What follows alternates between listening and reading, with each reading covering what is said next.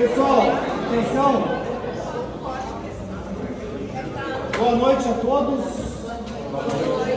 É com grande alegria e satisfação que nós vamos dar início a mais um júri simulado da nossa instituição, da Unisme. É o nosso quarto júri simulado, considerando que nós tivemos a primeira atividade de forma online, inclusive a turma que o qual realizou está presente, a turma do nono semestre, qual tem um carinho especial. Obrigado pela presença de todos. Cumprimentar o professor William por ceder o espaço da sua aula e trazer os alunos para aqui estar conosco. Muito obrigado. Em relação aos alunos do segundo semestre, espero que tenhamos uma excelente atividade. Essa atividade ela não se trata de quem ganha ou quem perde, não é isso. Na verdade, o que nós temos aqui, primeiramente, é o conforto de uma atividade coletiva, de saber trabalhar em grupo e, por consequência, a capacidade de oratória, de argumentação, de articulação perante o conselho de sentença, que são 7 jurados, nossos colegas, né, alunos também do segundo semestre. Então, dessa forma, espero que tenhamos uma excelente atividade. Pergunto, acusação, defesa, alguma pergunta? Não. Certo. Nós temos aqui, até para consideração de todos, muito embora todos já saibam, que já passaram por isso, nós temos 5 juízes que são os personagens do livro O Caso dos Exploradores de Cavernas, que é justamente as descrições fáticas que nós vamos trazer hoje aqui. Juízes, alguma pergunta? Perfeito. Ao conselho de sentença, que são as 7 juradas que compõem, alguma pergunta? Não. Perfeito. Desta forma, então, agradecendo a nossa instituição, em nome da direção, da coordenação, ao professor William, da mesma forma, pela presença da turma de prática penal simulada, nós damos início à atividade. Desta forma, convido a acusação representada pelos alunos e alunas Daiane, Luísa, Júlia, Ana Júlia, Carolina, Cimeia, Josiana, Rafael, Gustavo, pelo tempo regimental de 45 minutos para que usufruam da palavra relativa à acusação. Tenha um bom destaque, um bom debate.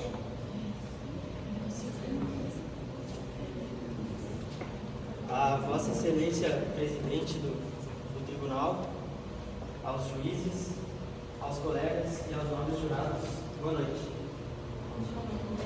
Hoje a gente está aqui, senhoras, reunidos para discutir um caso que, sem sombra de dúvidas, é impactante no senso comum.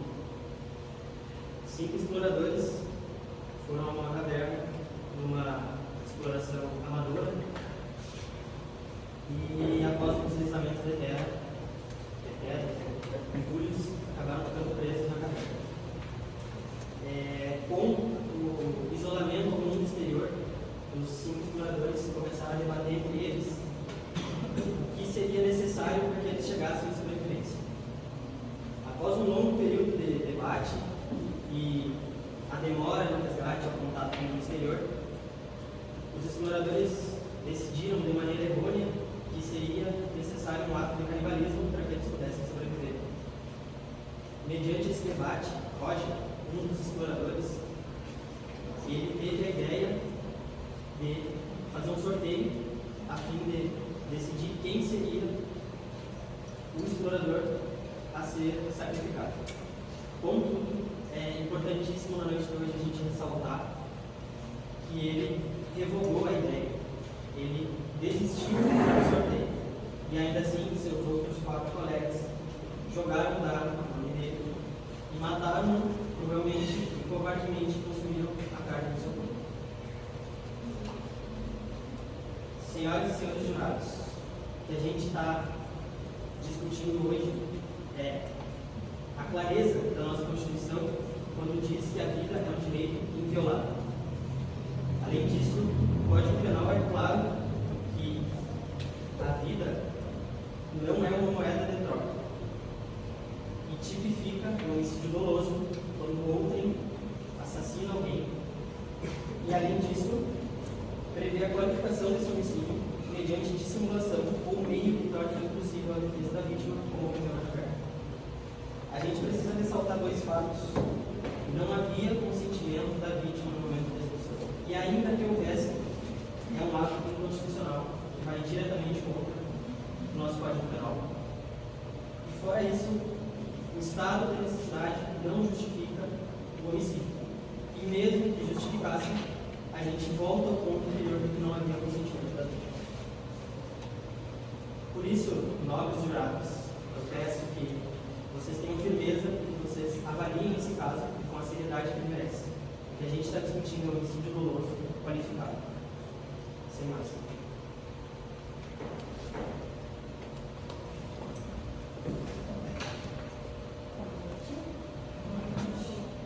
Excelentíssimo colegiado de juízes, ilustres jurados, senhoras e senhores aqui presentes, meus cumprimentos. Eu inicio a minha fala com a seguinte frase: um por todos e todos por um. Quem não conhece o famoso lema dos mosqueteiros, que nos traz a questão de união, de cooperação, de lealdade entre eles? E veja, no caso que está sendo julgado, esse lema virou o oposto. Virou todos contra um. 4 daqueles homens, o colega já relatou, viraram-se contra um, contra a Roger, tirando sua vida. Cruelmente, senhores, cruelmente. Contrariaram um princípio constitucional. Direito à vida, senhores. Está escrito. Direito à vida. Um direito fundamental, inviolável, senhores. Então, eu peço a vocês que prestem atenção aos fatos que serão apresentados. Prestem atenção aos detalhes. Não se enganem por desculpas ou distorções que sejam. Não se enganem, senhores. O direito à vida não tem que falar, né? Não venhamos. É um direito fundamental e inviolável. Vocês hoje serão os guardiões da justiça. Têm o dever e têm o poder de dizer não a tamanha crueldade. Não a tamanha crueldade. Então, prestem atenção a todos os detalhes, todos os fatos que os colegas vão trazendo. Matar foi uma escolha, não necessidade. Prestem atenção. Passo agora a palavra ao próximo expositor da organização.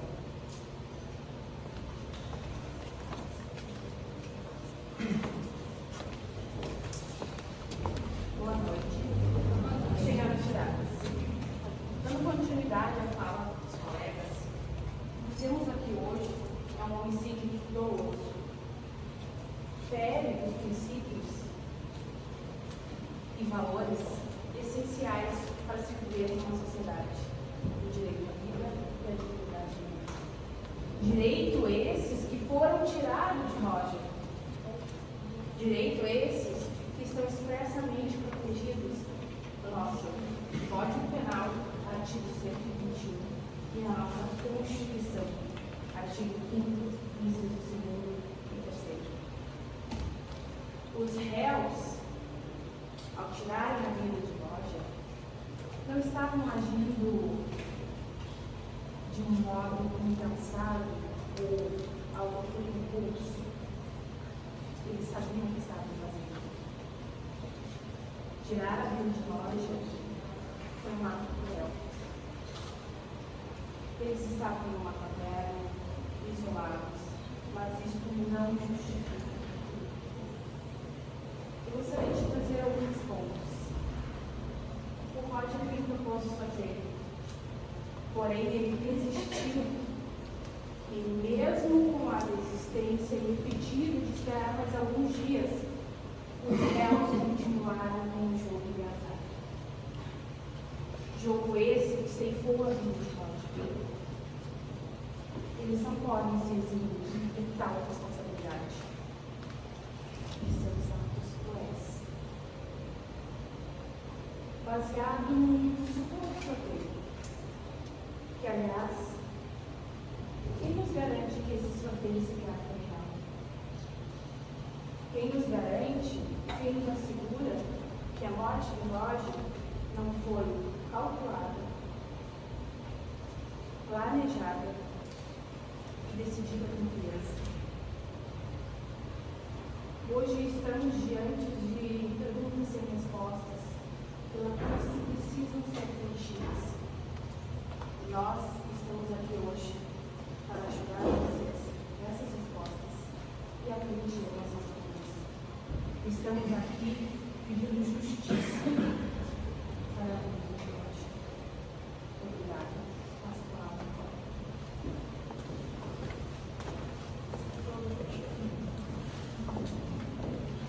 Excelentíssimos senhores juízes, senhoras juízes, senhores jurados e todos os demais presentes aqui nesta noite.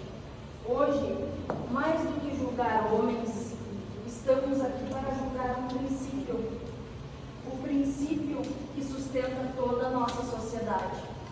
O princípio é o respeito absoluto pela vida humana. Em uma caverna fria, escura e silenciosa, 5 homens estavam aprisionados.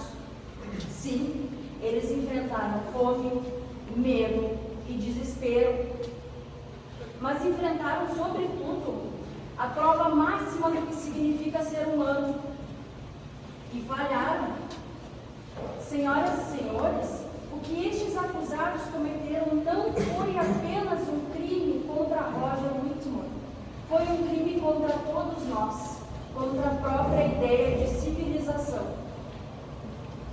Eles decidiram entre si quem viveria e quem morreria. Como deuses, lançaram a sorte. O nosso ordenamento jurídico não reconhece matar para sobreviver. E ainda mais, no caso concreto, há um agravante inegável.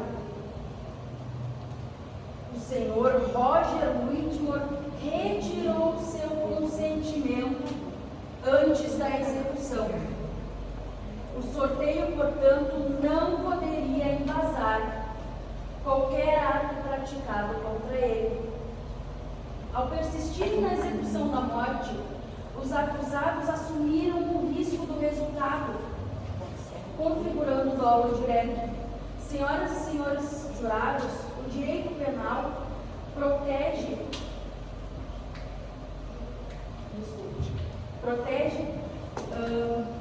bens jurídicos essenciais, e o mais fundamental deles é a vida. Permitir o homicídio em nome da sobrevivência equivaleria a instaurar o caos, permitindo que cada indivíduo pudesse julgar quem deve viver e quem deve morrer, de acordo com a sua conveniência. Admitir tal justificativa seria negar a evolução jurídica e moral da sociedade, retrocedendo a um estado primitivo, onde prevalece a força sobre o direito. Roger foi brutalmente morto.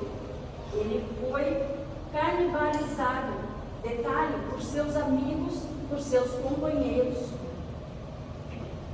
Não se sacrifica uma vida para salvar outra. Não se transforma um ser humano em mero recurso de sobrevivência. Eu pergunto a vocês, que sociedade somos nós se aceitarmos isso? A fome justifica o assassinato? O medo justifica o assassinato? O instinto de sobrevivência é licença para a barbárie? E se fosse você, jurado? E se fosse seu filho?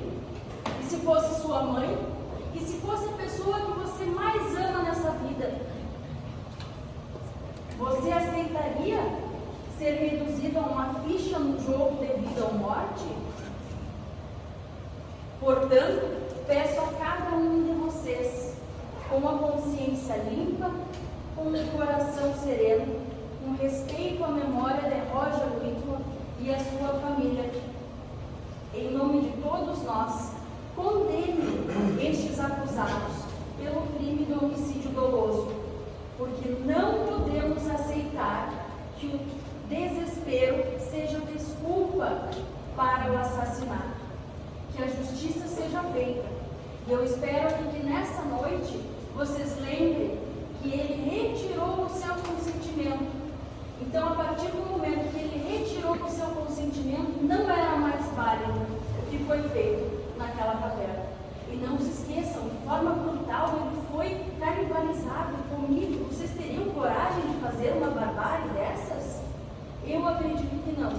E eu estou aqui para lutar pela justiça, em memória de Roger e de sua família.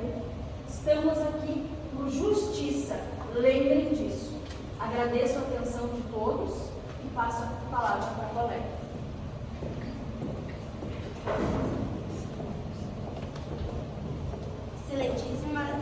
Excelentíssimos senhoras e senhores juízes, nobres jurados, colegas de defesa e todos que estão presentes aqui hoje. Estamos hoje diante de um caso que, embora envolva circunstâncias intensas, não podemos ignorar os princípios fundamentais da convivência civilizada.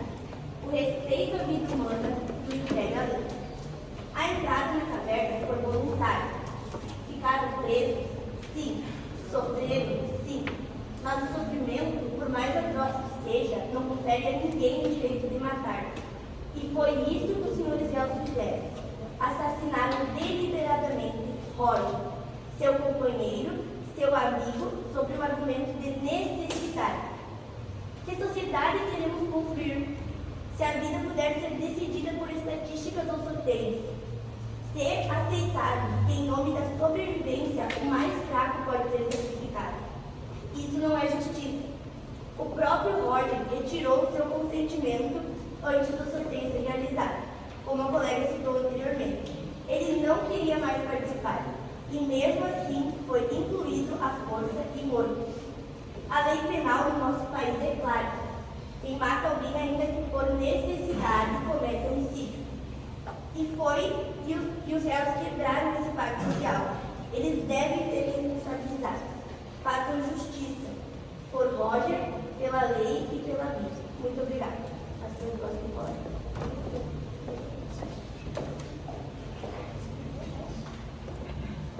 Boa noite, excelentíssimos, senhoras e juradas. Essa noite eu vim trazer a teoria de Darwin.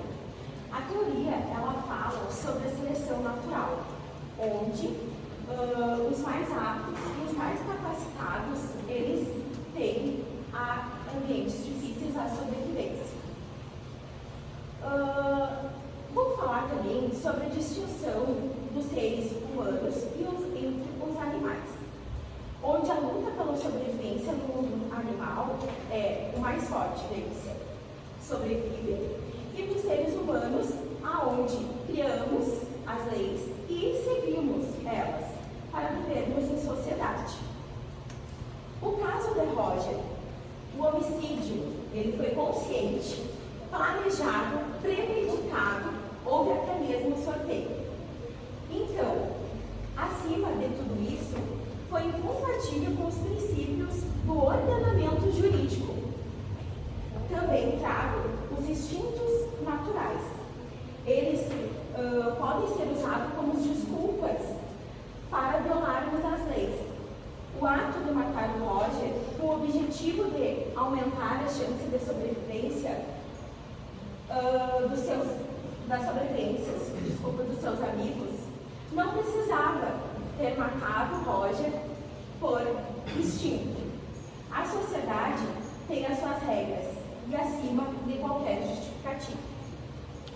Embora a teoria de Darwin ela explica o instinto da sobrevivência é natural a todos os seres vivos, no caso de Roger, o instinto não justifica o crime cometido.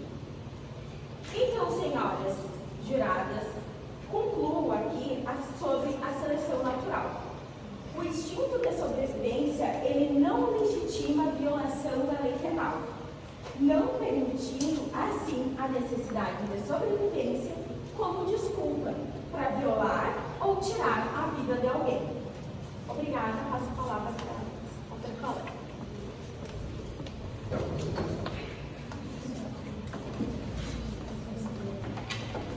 Boa noite, excelentíssimos senhores juízes, nobres jurados, colegas de defesa, senhoras e senhores que estão aqui presentes nessa noite. A acusação não vem aqui condenar os réus que sentiram medo, que sentiram fome, que estavam em desespero. Entendemos isso. A acusação está aqui para julgar aqueles que, mesmo nesses momentos, cometeram um crime.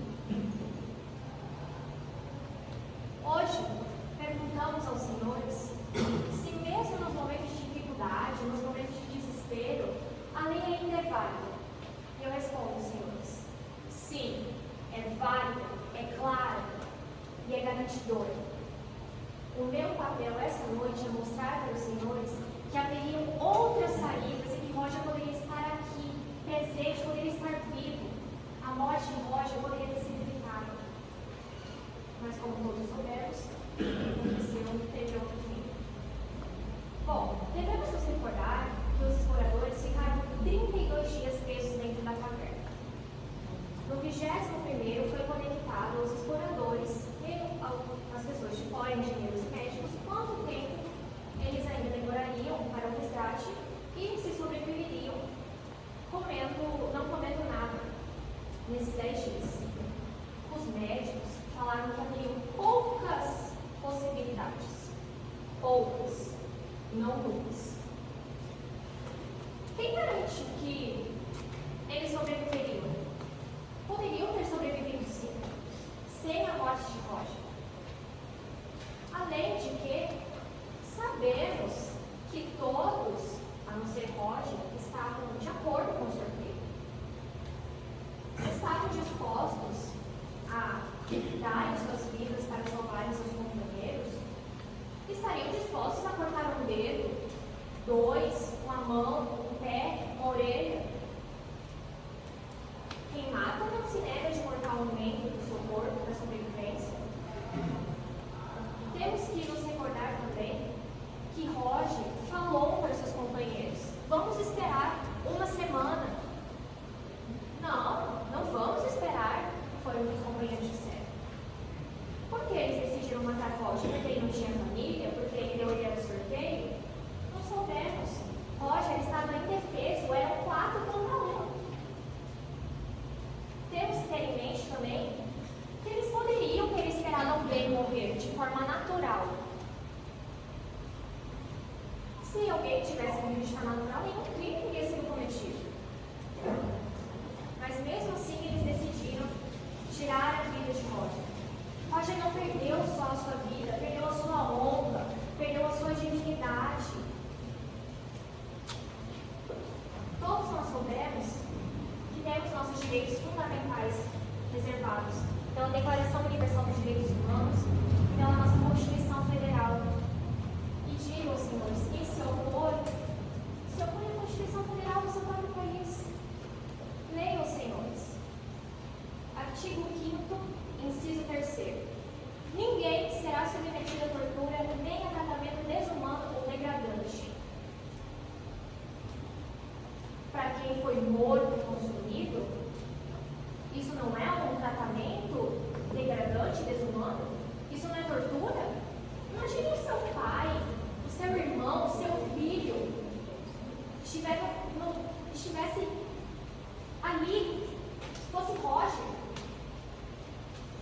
Hoje, não pedimos para que os senhores coloquem a emoção acima da justiça.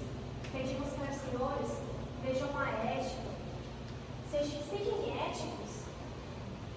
Se estavam dispostos a tirarem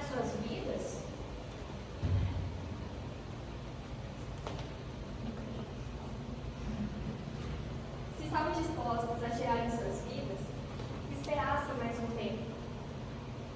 Não podemos deixar que a vida seja decidida por um jogo de azar. Se cada humano tem a sua vida, a sua dignidade, sua honra, seu patrimônio, moradia, protegida pelo Estado, quem somos nós para tirar a vida de outro? Quem somos nós para decidir os direitos de outro? Em que mundo vivemos que nossos direitos são decididos por outra pessoa a não ser nós mesmos? Hoje, a acusação pede. Existe um problema de que a justiça é falha, que a justiça é porca.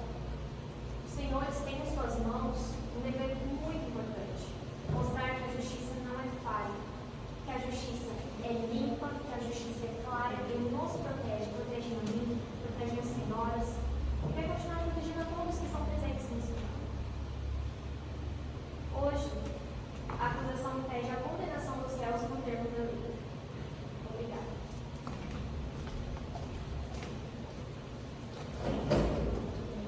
Excelentíssimo senhor juiz, presidente da Câmara, meus jurados, gostaria de agradecer também a presença forte da defesa, do secretário presente. Acredito que vai ser um debate muito bom. E agora eu me dirijo às senhoras e, com perdão do tratamento, chamarei apenas de senhoras mesmo, juradas, né? Uma vez que só temos mulheres. Hoje, são 10 anos que eu ando para lá e para cá trabalhando com júris, já defendi, já acusei, e hoje o sentimento me veio à tona, vendo somente as senhoras aqui. E o que é o amor de mãe, né? O amor de mãe faz a gente fazer milhões de coisas. E, infelizmente, a mãe do nosso querido Roger padece. Roger foi assassinado. Foi esquartejado, conforme relatos da doutora. E é triste ver isso, porque Roger tinha amigos, considerados amigos. Para mim, são desumanos.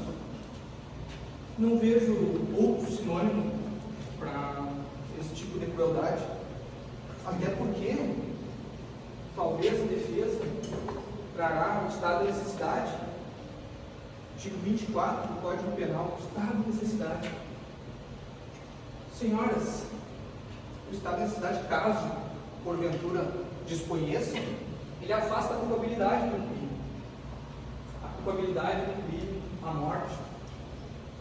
Está aí uma brecha na lei, né? Para alguns, uma brecha.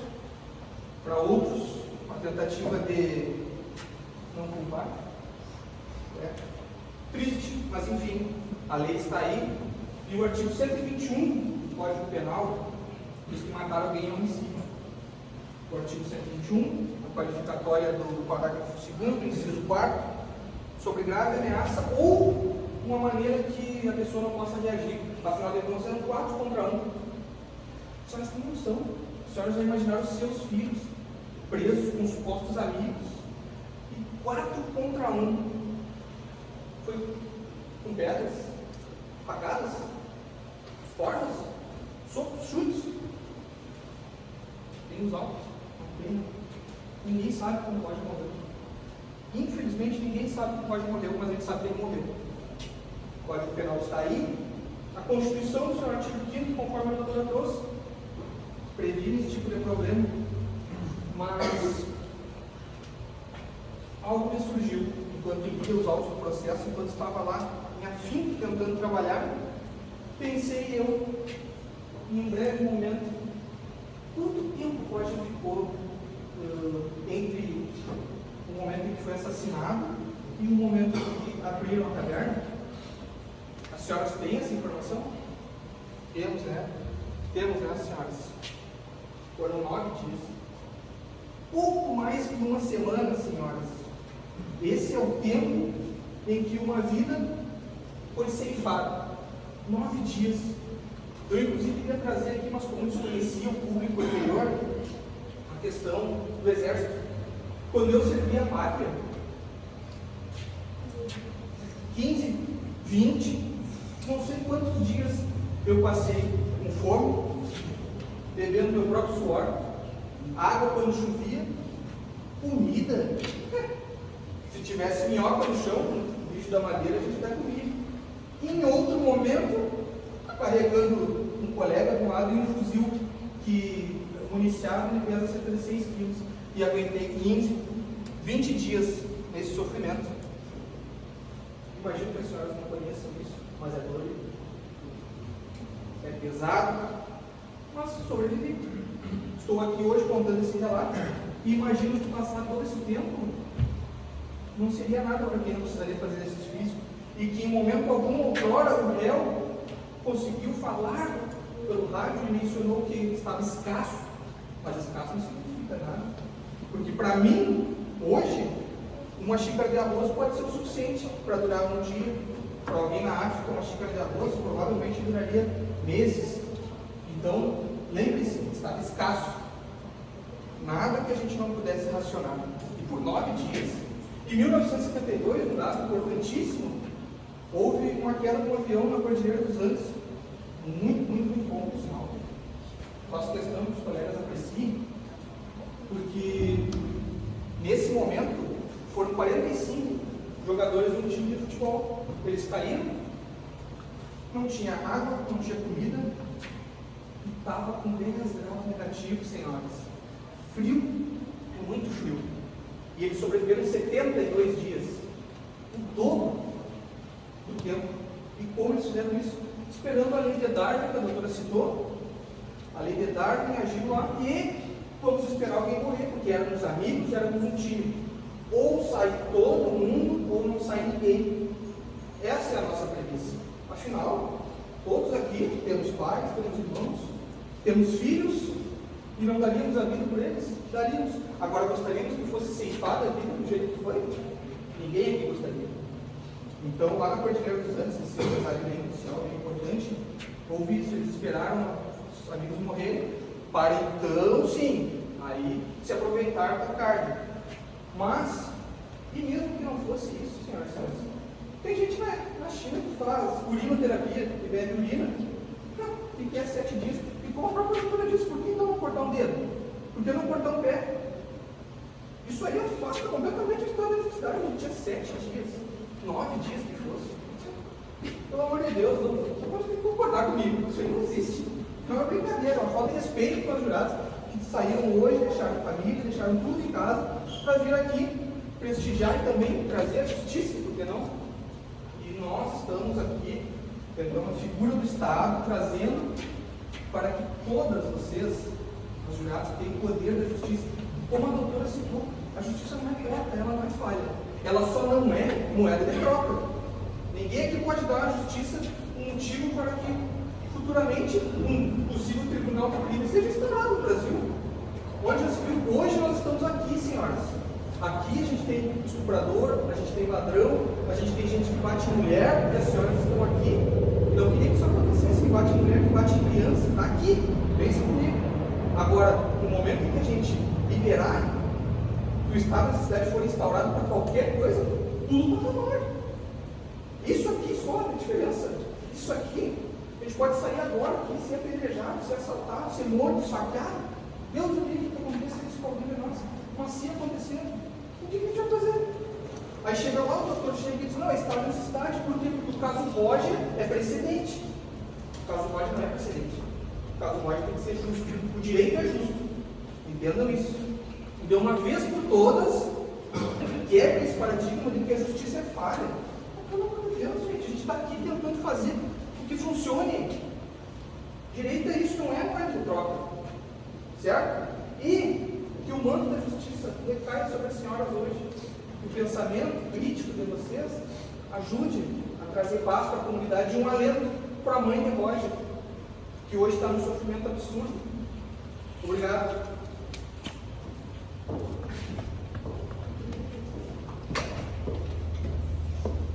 Boa noite, excelentíssimos senhores juízes, senhores jurados, senhoras jurados.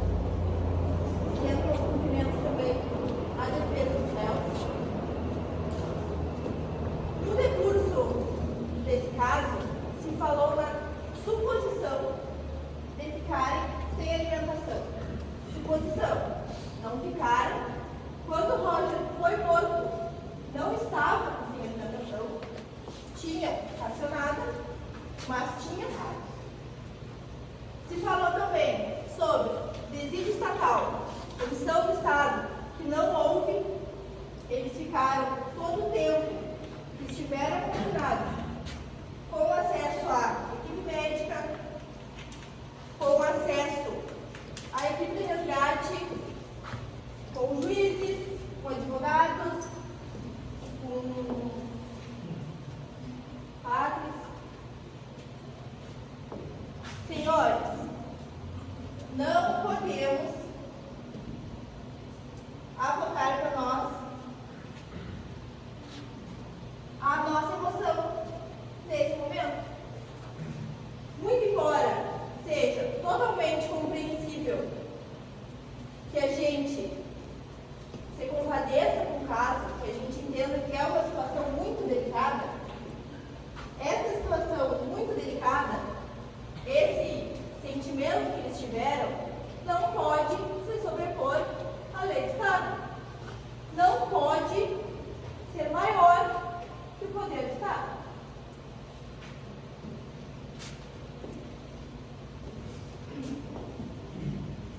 A defesa com certeza vai alegar para vocês que eles não tinham plena capacidade de reconhecer os atos ilícitos que eles estavam cometendo. Até porque se falou do homicídio doloso, mas não se falou do vilipêndio.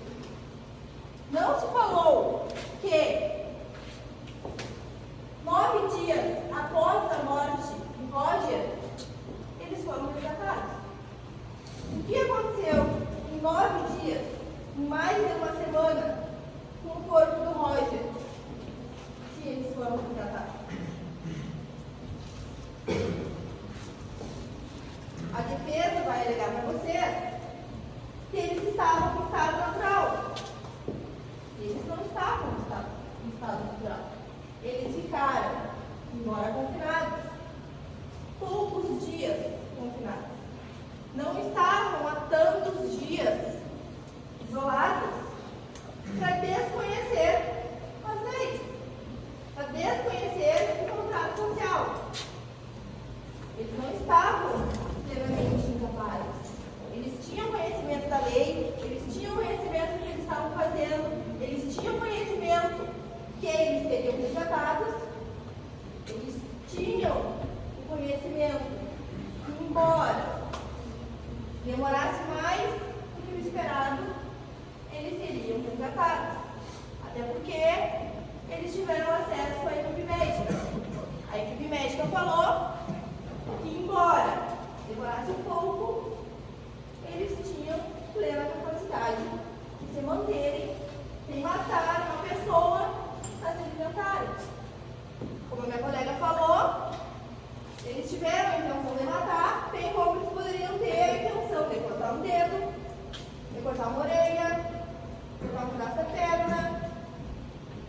Eles poderiam ter feito. Eles poderiam ter feito tantas outras coisas e não fizeram. Eles escolheram, eles planejaram, eles executaram e eles sortearam.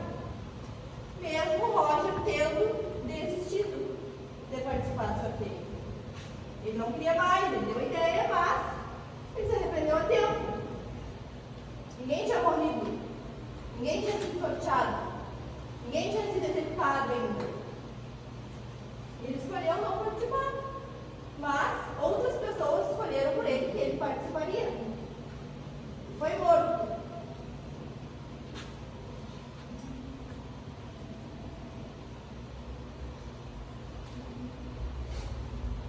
Eles vão alegar para vocês, a defesa vai alegar para vocês, estado de necessidade. Eu pergunto para vocês, é estado de necessidade? Eu recém expus para todo mundo que eles tinham plena capacidade de se manter vivos sem matar o Roger. Eles não estavam há tantos dias isolados. Eles tinham contato com várias pessoas fora da caverna. Eles planejaram, executaram, sortearam, mataram. Eles não estavam incapazes de reconhecer o ato ilícito deles. Isso tem como entrar,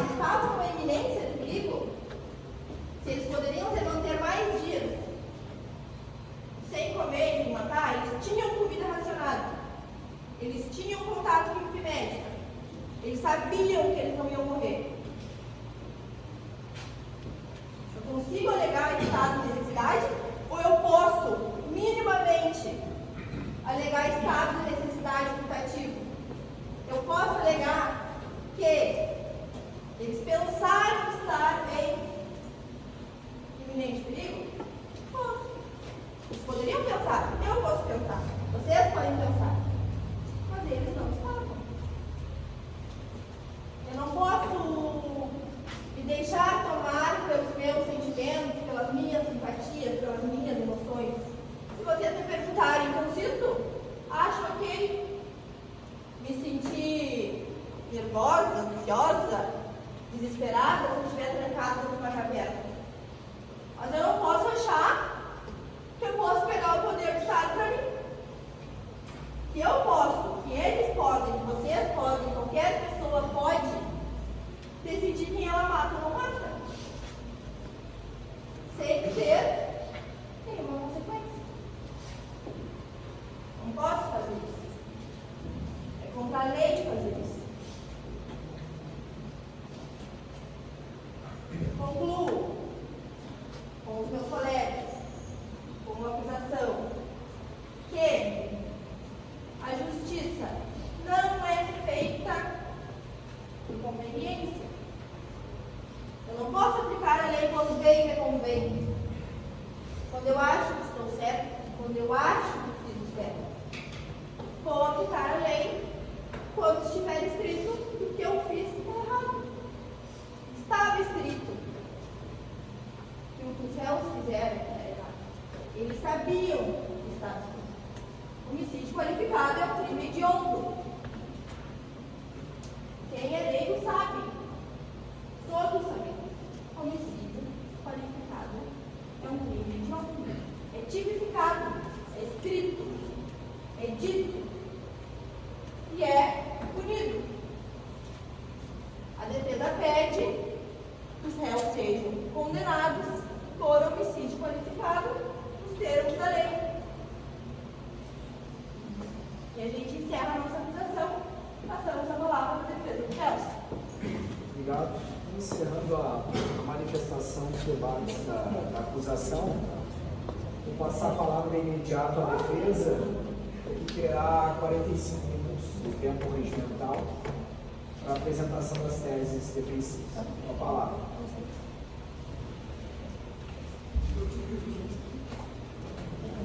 Boa noite, senhor presidente, juízes, senhora jurados. Bom, gostaria de começar aqui a falar sobre o fato daqueles homens, os 5 exploradores, não terem levado um mantimento suficiente para manter mais tempo dentro da caverna. Ou seja, talvez terem levado um mantimento suficiente para passar apenas 2 dias, 3 dias. E o fato de ter ocorrido o desabamento da caverna foi o que aconteceu, que no desespero, talvez para se manter vivo, acordado, com energia, se alimentaram o suficiente, usaram tudo que tinham, ou seja, toda a comida, toda a água que tinham, e após não saber quantos dias iriam passar, passou-se 30 dias, e no fim acabou o alimento de todos eles. E pelo fato de ter tido a chance deles morrerem pelo fato da inanição, ou seja, desnutrição, falta de alimentos, componentes de vegetais, esse tipo de coisa, eles acabaram, acabou decidindo sofrer pelo fato do jogo de azar, no qual o mesmo, pelo seu azar, acabou sendo sorteado no jogo. Ou seja, após ele ser sorteado, acabou desistindo do seu jogo, vamos dizer assim. E após ter desistido, seus companheiros só que tinham ficado com raiva, Ou seja, iriam plantar uma semente na cabeça dos senhores jurados. Se fosse algum outro explorador que tivesse desistido do jogo, vocês acham que Roger iria aceitar, no momento de raiva, o seu estado de natureza, estado primitivo, ou melhor, o seu estado neandertal, a falta de raciocínio, pelo fato de sentir talvez fortes cheiros de odores de urina, defecações, fezes, até mesmo vômitos, né? Os homens não estavam mais raciocinando o suficiente para se manter em pé, né? E no fim, infelizmente, tiveram que sedimentar a carne de morte, ou seja, o assassinato. E assim como a fala.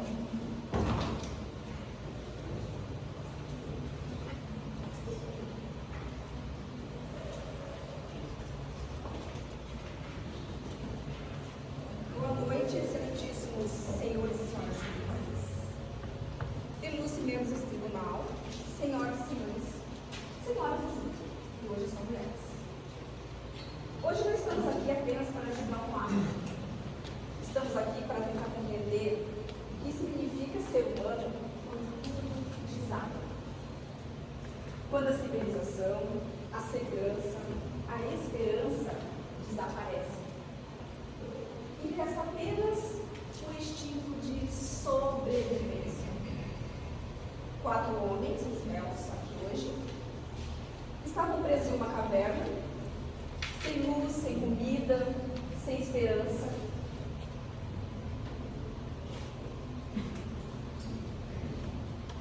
E tudo isso desapareceu de repente para esses homens, restando apenas o instinto de sobreviver e agir. E o que um terror psicológico faz com o ser humano, quando o ser humano ele está diante da morte que é certa, ele empurra para decisões que, em qualquer outro contexto, seriam impensáveis, com certeza. Mas ali, naquele ambiente claustrofóbico, fechado, sem luz, sem tempo, sem esperança e sem racionalidade plena, houve uma tentativa de manter ainda a justiça.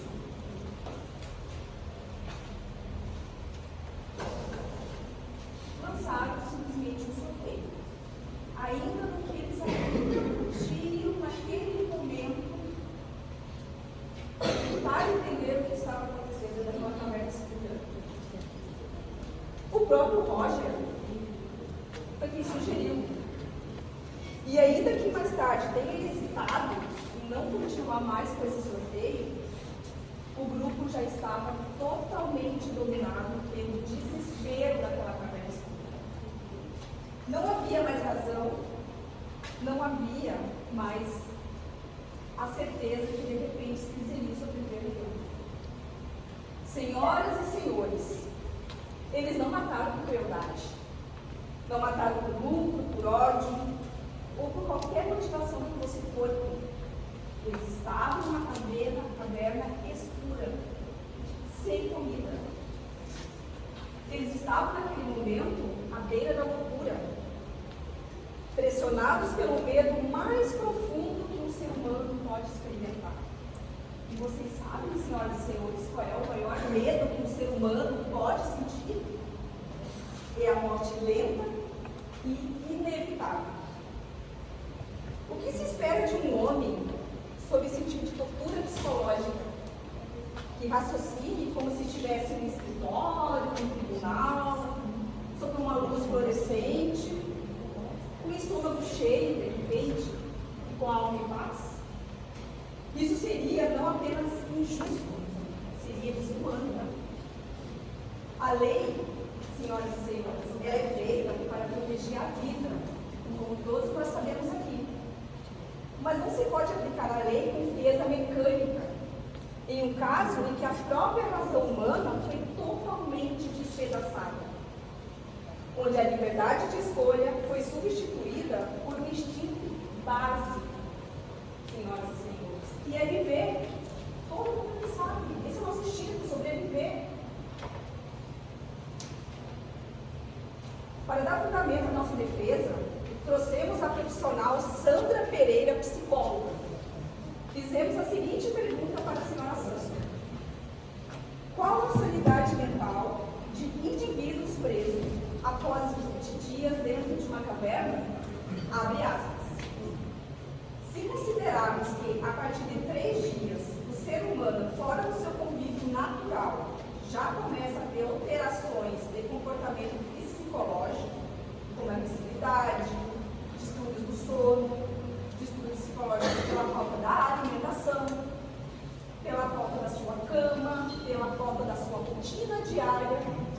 sujeito já se encontraria em estado de quase demência. Fecha aspas.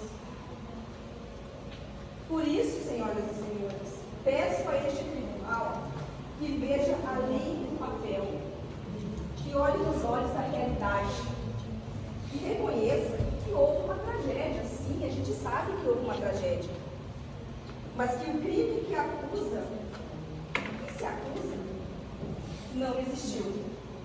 Não houve maldade, houve terror, houve sofrimento, houve desespero. E, acima de tudo, houve humanidade. Por isso, em nome da justiça, peço a absolvição desses homens. Muito obrigada. Chamo agora o nobre colega.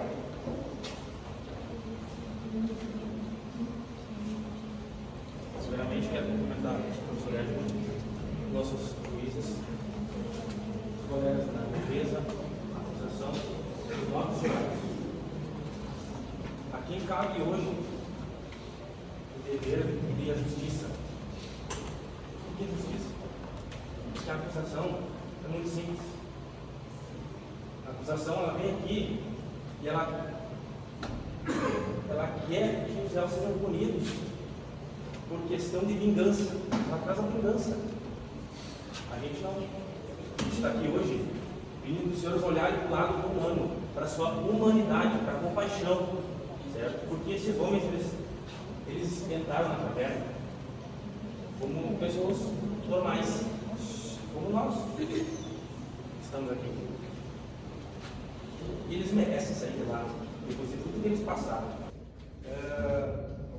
No estudo geológico foi feito, uma análise de risco foi feito, o resgate em caso de acidente e não, uma educação à população sobre essa região, sobre os perigos, nada foi dito, nada foi passado. Agora está vendo uma cobrança. Então, desenvolver de planos de gestão territorial não foi feito também. Ficou muito confortável a situação do Estado de julgar e não se comprometer com tudo que está acontecendo, que aconteceu. Talvez, se o Estado tivesse feito seu papel e não se eximido de todas as responsabilidades, essa tragédia não teria acontecido. Não teria acontecido. Então, eu penso aos senhores que têm um olhar sobre todos os fatos que a defesa está trazendo e que revejam e pensem o que de fato o Estado tem a doar, né? E que esse olhar que os jurados têm seja luz de bom senso e que a justiça a ser feita, que essas pessoas venham acompanhadas de muita compaixão. É muita compaixão. Porque a gente tem que se colocar no lugar deles. E não a justiça. A letra fria da justiça. Tem que ter compaixão. Compaixão, eu acho que essa é a palavra. Então, no meu modo de ver, no nosso modo de pensar, essas pessoas são vítimas sobreviventes. São vítimas sobreviventes. Assim, é a forma que a defesa fez. Agradeço a todos.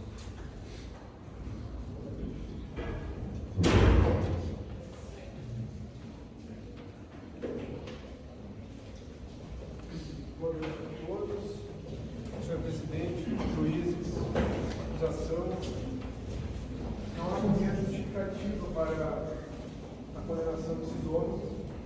Nós estamos aqui hoje para mantermos o nosso voto e a absolvição. O sacrifício do Sr. Roger foi fundamental para que os homens sobrevivessem. quando ele propôs esse jogo, ele também propôs o próprio sacrifício. Se o Sr. Roger não tivesse sacrificado, esses homens não têm ninguém teria sobrevivido. Quanto mais nós vivemos os acontecimentos, quanto mais nós retornamos, quanto mais relembramos esses eventos, mais nós temos a certeza de que o que aconteceu lá foi um acidente, um infortúnio que confinou esses homens numa condição extrema, num ambiente extremo por um período demasiado longo, sem alimento, falta d'água, diante da morte certa, da morte provável, muito provável, à luz do sol. Ficaram muitos dias, semanas sem ver a luz do sol. E a luz do sol é um fator fundamental para a manutenção da saúde, um fator médico fundamental. Uma pessoa ficar 3, 4, 5 dias no quarto escuro já é complicado para a saúde dela. Imagine ficar lá semanas no buraco, sem sequer ver a luz do sol. Dado o tempo de vários dias, nessas condições extremas, eles foram acometidos de um estado mental, um estado físico e mental muito grave, um estado psicológico muito grave. Imagine o horror, o pesadelo indescritível desses homens, o medo, a fome, a sede, a ideia de morte iminente. Diante disso, precisamos ser cautelosos, precisamos ter cautela, precisamos julgar com humanidade. Precisamos dar uma segunda chance, dar uma chance para que esses homens possam superar os traumas, superar o que foi vivido lá. Precisamos julgar, precisamos dar uma segunda chance, precisamos que eles tenham a oportunidade, que eles possam ter esperança. É isso que estamos aqui hoje, para manter o nosso voto de absolvição. Portanto, precisamos manter nossos votos de absolvição para que esses homens tenham alguma esperança em retomar as suas vidas. É isso que eu tenho para dizer. Obrigado. Boa noite, excelentíssimos juízes, caros colegas e ilustres jurados. Boa noite a todos. Compareço perante vossas excelências, não para negar os fatos apurados pelos júris, mas para implorar que sejam analisados sob a luz do direito, da moral e da humanidade. Estes homens, os réus que hoje aqui defendemos, enfrentaram não uma situação comum, mas uma tragédia sem precedentes. Presos sob toneladas de rochas, privados de comunicação com o mundo, sem alimentos e sem meios de escapar, viram-se diante um dilema impossível: aceitar a morte certa de todos ou sacrificar um entre eles para salvar os demais. Esta decisão dolorosa foi tomada não por malícia, ganância ou crueldade, a mais extrema situação. O fato de matar alguém já por si só já é um fato, o que se aumenta ainda mais se a vítima for alguém próximo, como eram os 5 amigos que eles estavam acostumados a conviver constantemente juntos, tanto em explorações como em suas casas e ambientes familiares. E destacamos que foi sacrificado o direito de um indivíduo para garantir o direito que é a vida, além da integridade física. Pois, se esperassem que um deles morresse de forma natural, como a acusação alega, o quadro de desnutrição de todos se agravaria ainda mais, dificultando a sua recuperação. Além do fato de, eventualmente, eles iam prejudicar a integridade psicológica de ambos. Ainda assim, eles estariam com o peso da culpa.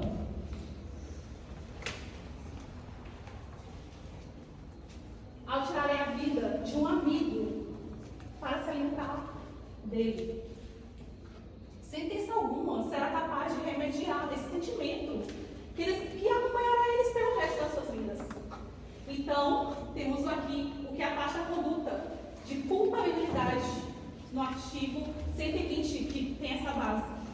E a extinção de punibilidade de uma necessidade extrema, com base no artigo 107. E ressaltamos também que a vítima Roger Godman participou voluntariamente do pacto inicial. Concordou com o sorteio, todo mundo sabe. Concordou para saber quem seria sacrificado. Não houve dolo, premeditação, nem prazer. Houve apenas desespero, medo e a luta por sobrevivência. Excelências, aplicar a lei, a letra fria da lei, ignorando o contexto, não é fazer justiça. A lei, como bem lembrado, Montesquieu, deve ser interpretada com espírito e propósito, não como um mecanismo cego.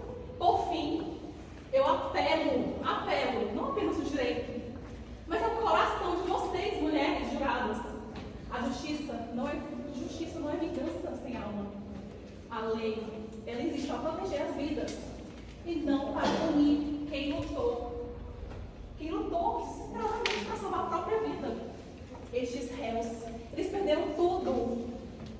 Eles pedem apenas só uma coisa, que a lei seja humana.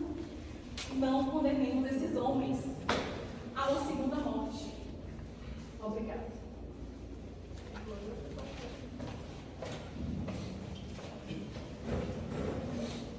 Boa noite, excelentíssimo senhor presidente, senhores juízes, colegas da acusação e as nobres juradas. O pessoal comentou bastante sobre a questão do artigo 5º da Constituição, como coisa que o Código Penal não fosse baseado na Constituição. Se fosse esse o caso, não teria necessidade de termos o Código Penal hoje em dia.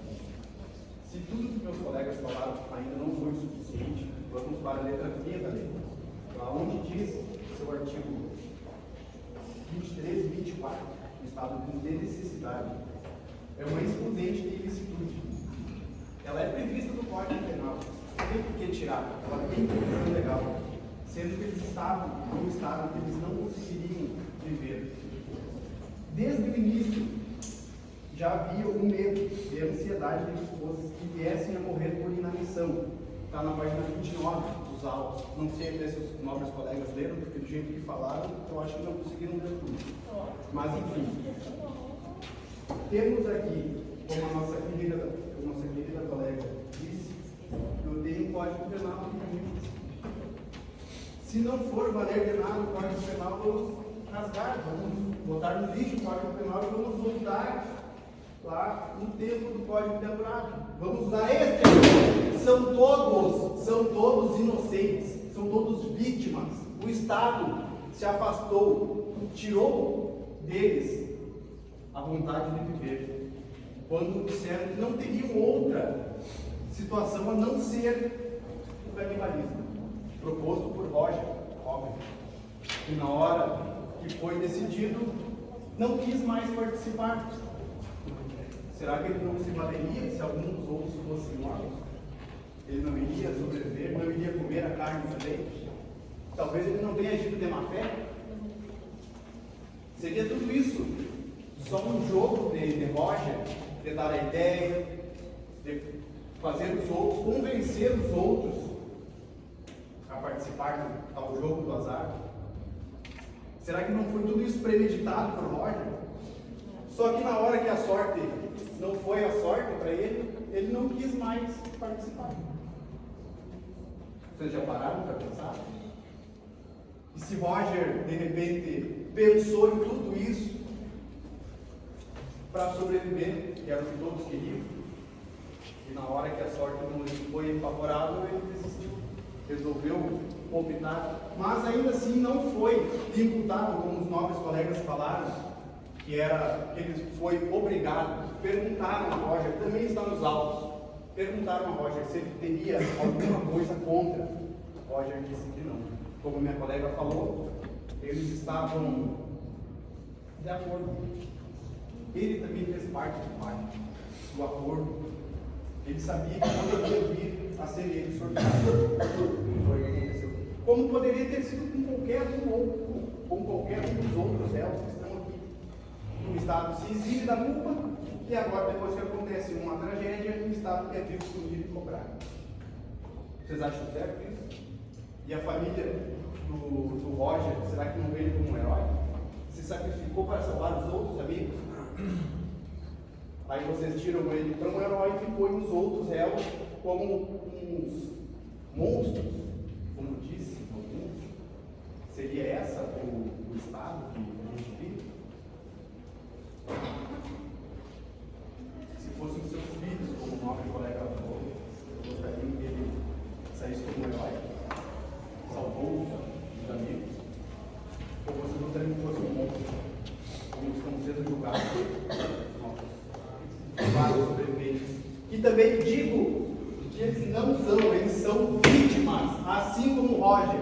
O Estado se eximiu da culpa e agora quer cobrar, quer punir. Isso não existe, gente. Isso não existe. O Código Penal está aqui.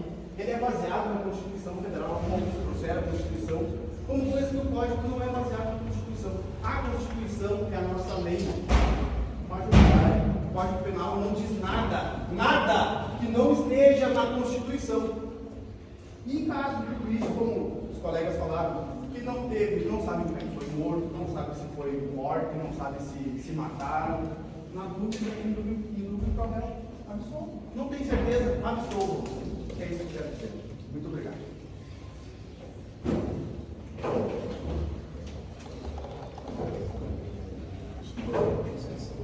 Professor Wegner, que preside essa mesa, senhores juízes, boa noite, nossos colegas da defesa, colegas da acusação, senhoras juradas. Senhoras, trago hoje aqui palavras ditas pela acusação. Demora o resgate. Quem que era quem que tinha o dever do resgate? O Estado. Falaram comissão do Estado. Claro que não teria uma omissão do Estado.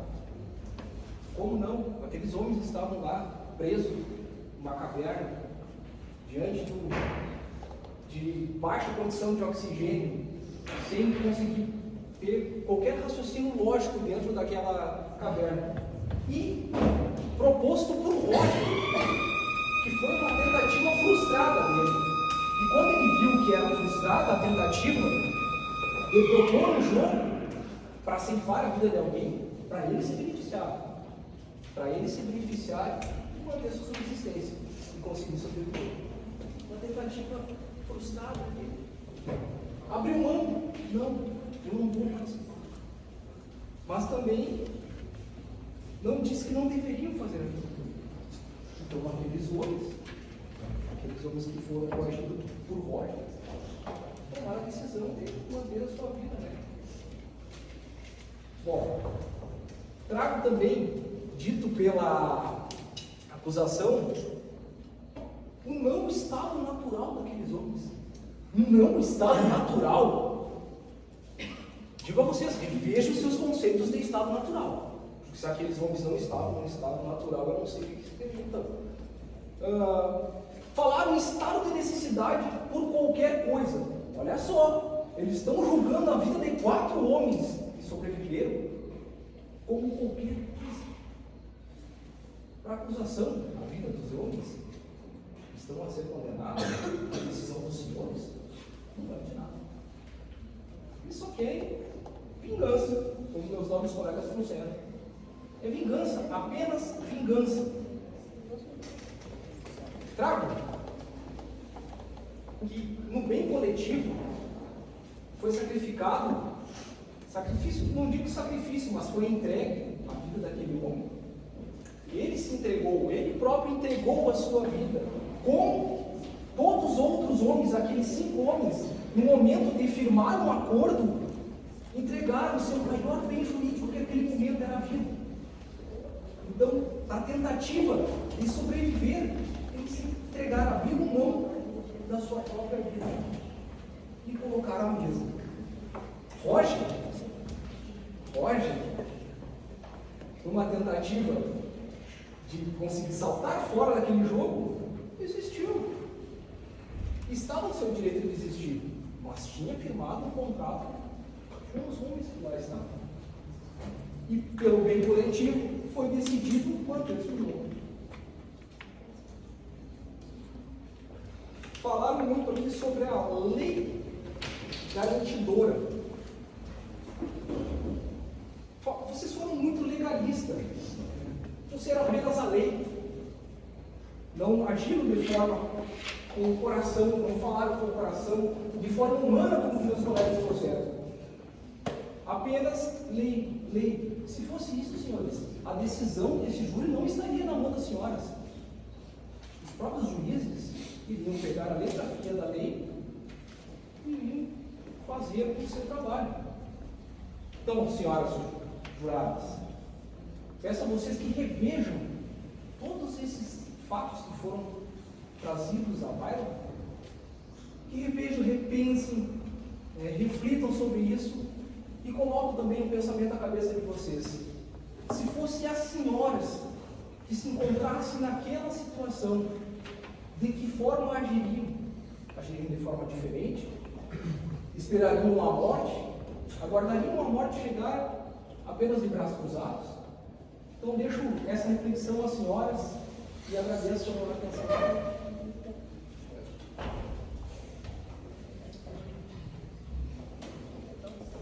Boa noite, excelentíssimo senhor vice-presidente, demais jurados e juradas, ilustres colegas da promotoria, diletos colegas da defesa.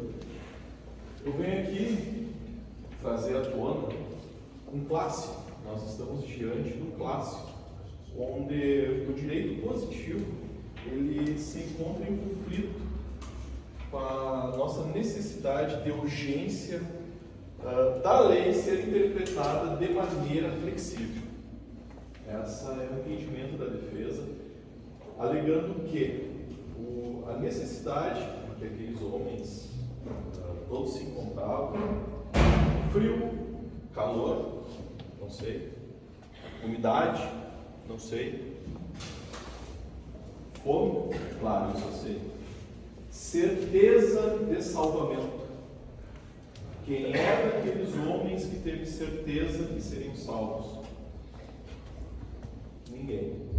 Essa certeza do salvamento, ninguém respondeu. A igreja não respondeu, o Estado não respondeu, as autoridades não responderam.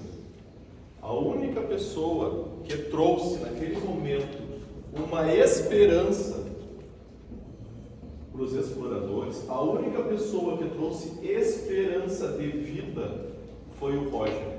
Nenhuma outra pessoa. Somente o Roger trouxe esperança de vida. Ninguém mais. E o Roger disse: Natália, nós vamos sobreviver. 10, nós vamos sobreviver. Eu tenho fé de que nós vamos sobreviver. De que maneira? Nós vamos tirar sorte. Nós vamos tirar a sorte. Um de nós vai ser sacrificado. Se vocês concordarem comigo, um de nós. Nós estamos juntos. Como bem a defesa disse, os mosqueteiros, né? Um por dois, todos por um. Nós não estamos julgando aqui onde os juízes puderem se abster e dizer o seguinte: não vou julgar. Aqui, cada um das senhoras vai ter que julgar, vai ter que dar o seu posicionamento. E nós não estamos numa situação em que nós temos que cumprir exatamente o que traz o direito positivo. Nós temos que entender, nós temos que verificar que vocês têm o poder da absolvição. Vocês são as autoridades aqui que vão realmente absolver os nossos réus. Justamente porque, o que eu quero dizer com isso?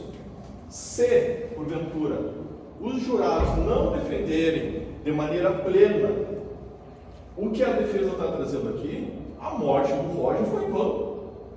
Totalmente a morte do Roger foi em vão. Eu faço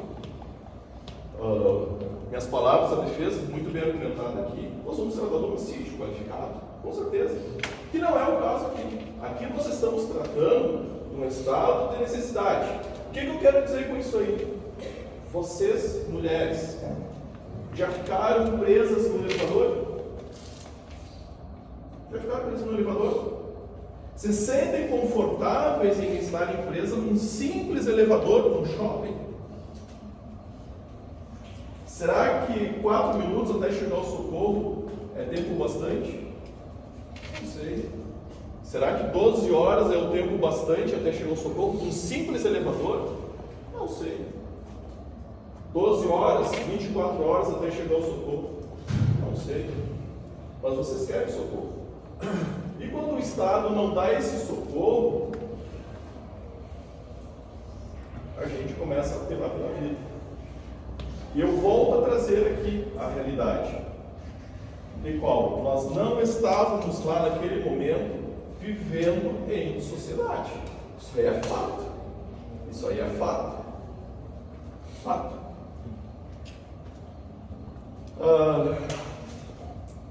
Como a defesa disse, a defesa trouxe aqui muito bem a questão de honrar a fato. Nós não estamos num treinamento. Nós não estamos num treinamento. Nós estamos numa vida real. Essa vida real, nossa, ela não está fiscalizada por instrutores, onde que um passa mal, tem uma unidade de resgate ali, que vai fazer o resgate, vai dar o primeiro atendimento. Não. Lá, a única pessoa que deu uma expectativa de vida e uma esperança foi o Roger. Ninguém mais. Ninguém mais trouxe esperança para aqueles 4 colegas ali que estavam juntos. Por que eu digo colegas? Gente, olha o ponto que chegou. Por que eu digo o ponto que chegou?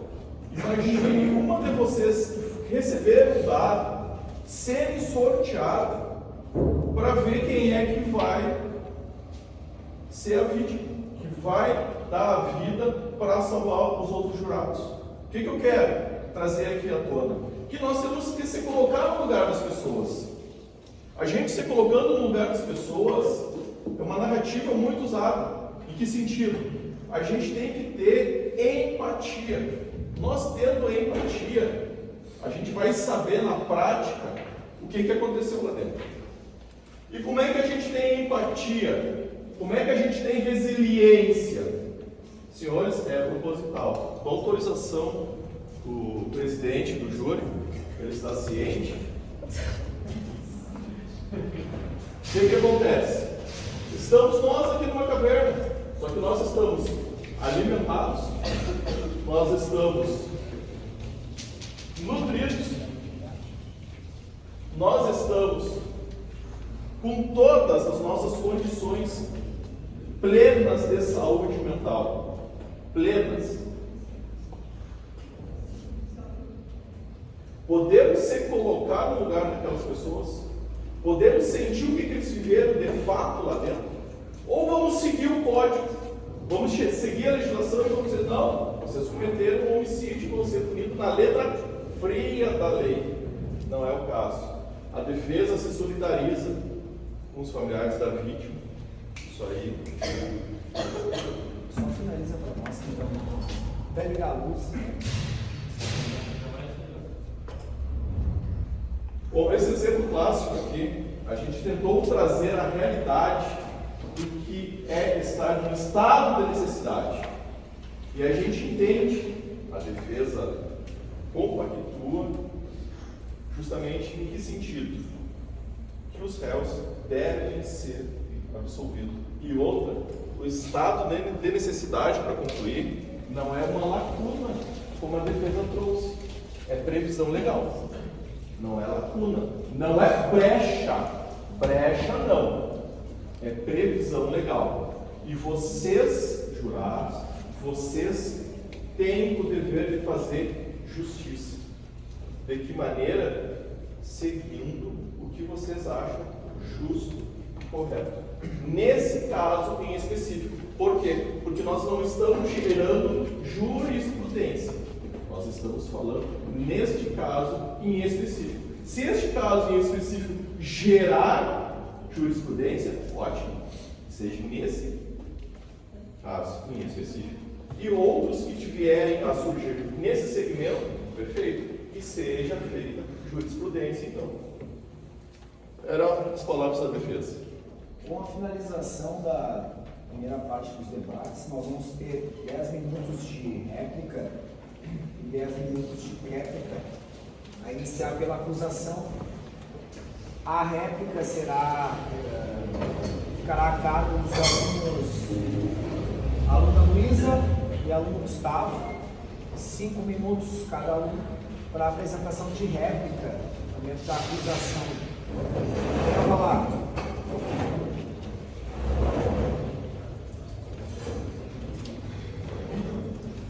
Excelentíssimos senhores juízes, primeiro quero constatar que os senhores colegas de defesa citaram que o Estado não quis assumir responsabilidade enquanto os exploradores estavam dentro da caverna.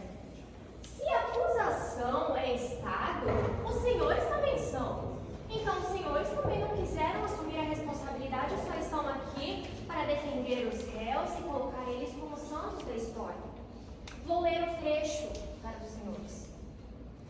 Antes dos arremessos dos dados e computação dos resultados, porém, o Edward retirou-se de tal acordo, pois decidiu-se, devido à reflexão, a aguardar por mais uma semana, antes de se resolver a tal expediente temerário e odioso.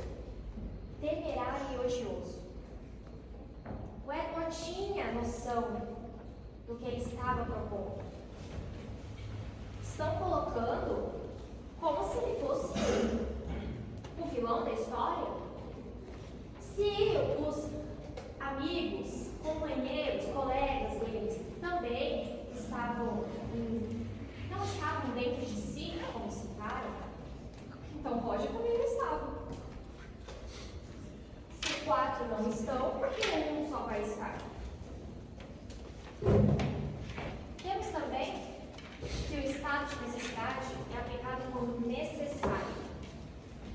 Vem por meio dessa regra refletir com os senhores que a alegação de defesa de que o ato praticado pelos réus se encontra em respaldo da chamada estado de necessidade, é preciso deixar claro, primeiramente, que tal excludente não se aplica ao presente caso. Por diversas razões jurídicas, éticas e lógicas. Primeiro, que o estado de necessidade não autoriza a eliminação de uma vida inocente. O Código Penal é claro e permite o estado de necessidade como excludente de ilicitude, apenas quando o bem sacrificado tem valor inferior ou igual ao bem preservado. Estamos tratando da vida. Aprendemos que o nosso bem jurídico protegido pelo Estado mais importante é a vida. Como que o Código Penal vai liberar tirar a vida se ele protege a vida? Não se tem estado de necessidade que libere o homicídio. Ainda mais um brutal. Porque você ser morto e consumido.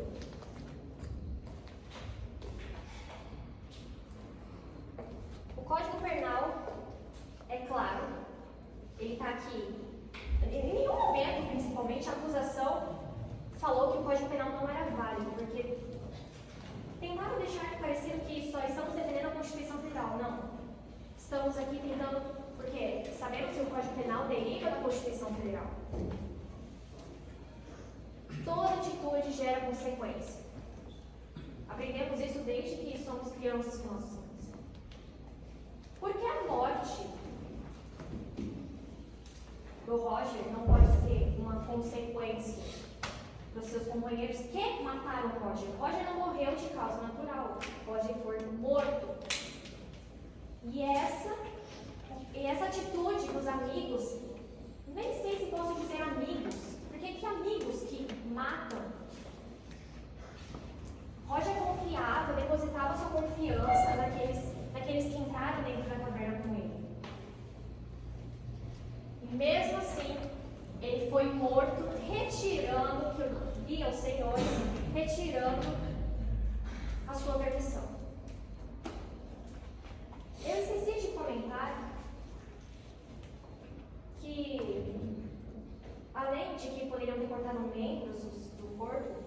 já que eles estavam dispostos a darem suas vidas, eles poderiam também cortar membros, como citei anteriormente.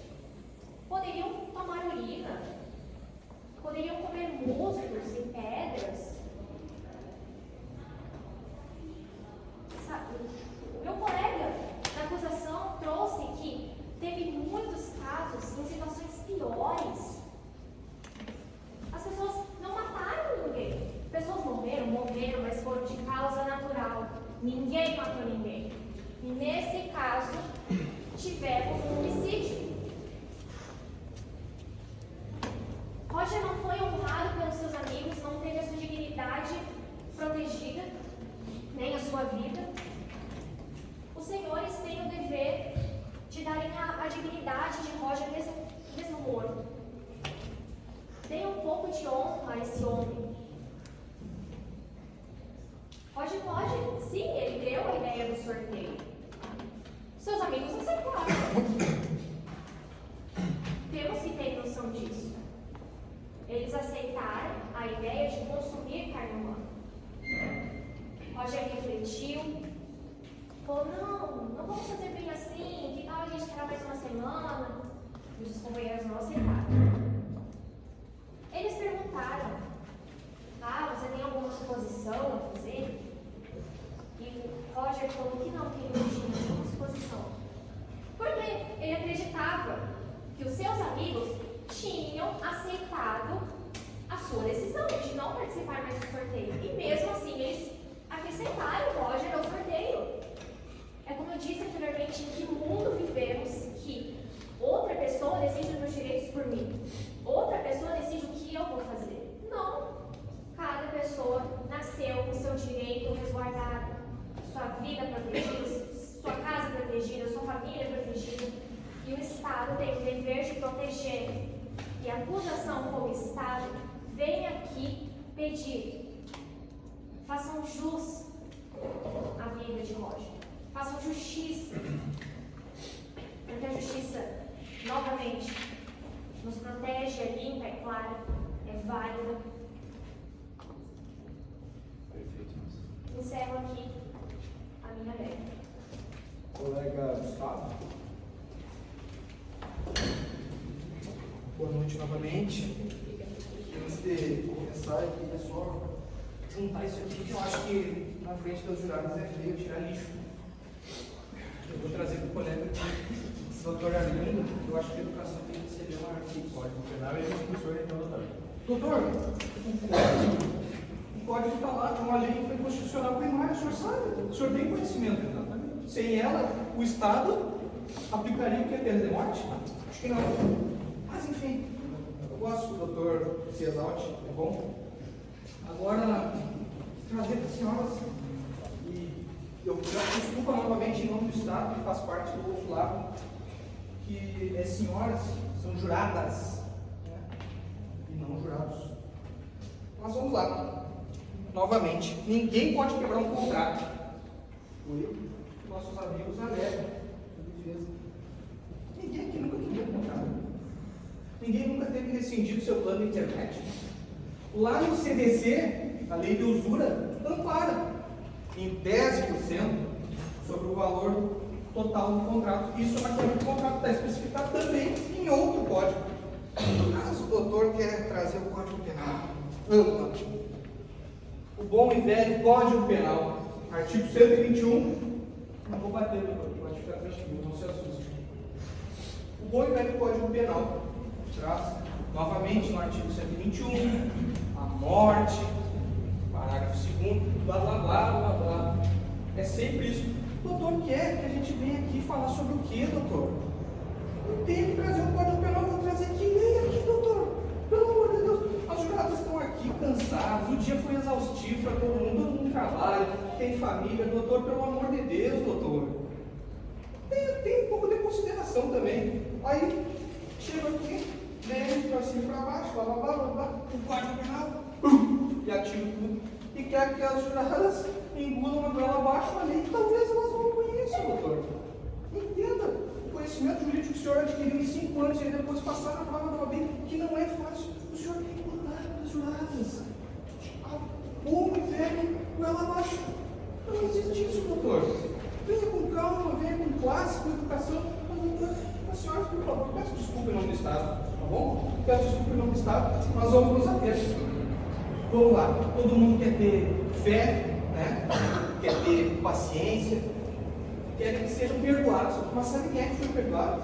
Aqueles 1972, aqueles 45 lá caíram, receberam um perdão católico. Não sei se as senhoras têm esse conhecimento. Eles receberam o perdão católico, doutor.